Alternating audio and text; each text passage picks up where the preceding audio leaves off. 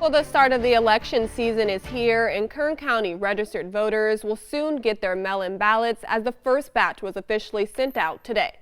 23 ABC's Bonnie Patino explains what is new for this primary and what you have to do if you want to vote in person.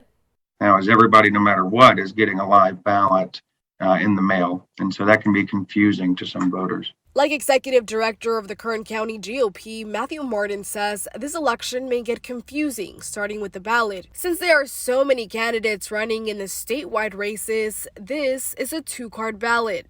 This year, the ballot is going to be longer. We're not typically used to long ballots, but you have to make sure, don't just fill out the front part, fill out the back part. You may also notice some people are listed twice. This is not a mistake. For example, U.S. California Senator Alex Padilla. There will be a two-part series on the ballot this go-around for the U.S. Senator for California.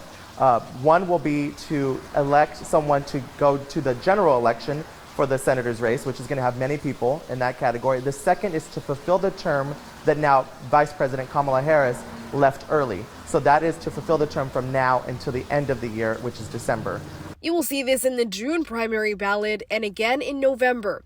Something else changing is district numbers. For example, before, local Congressman Kevin McCarthy represented District 23, which is now District 20 due to census redistricting. You might be in a new district and you might have some new representatives representing you. So do your homework, read this sample ballot, read the voter reference guide, go online, do all the things you could do to help research beforehand. That way you know you can make the right choice at the ballot box. Some important dates to remember, starting with May 17th.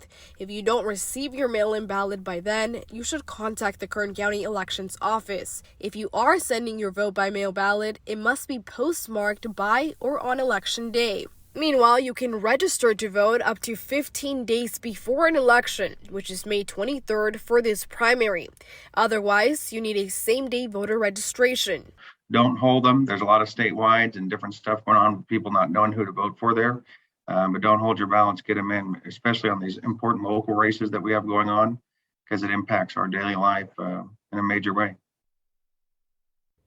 And that was Vanya Patino reporting. Now voters who are planning to vote in person should keep their mail-in ballot and take it to the polls on Election Day. You will first have to surrender it in order to vote regularly. Election Day is June 7th, so make sure to mark your calendars. And coming up at 6, we'll have more on how these community leaders suggest dealing with the confusion and misinformation that we have seen in previous election cycles. And through provisional voting, you can still have your voice heard and make sure your vote counts on Election Day. We took an in-depth look at some information from the Secretary of State's website and have more details on provisional voting for you tonight. The Secretary of State's website saying provisional ballots are ballots cast by two types of voters. First, voters who believe they are registered to vote even though their names are not on the official voter registration list at the polling place. Or those who vote by mail but instead want to vote at their polling place and they did not receive their ballot or do not have their ballot with them. You can find more information on provisional voting, including how to track your ballot after voting, on our website, turn23.com.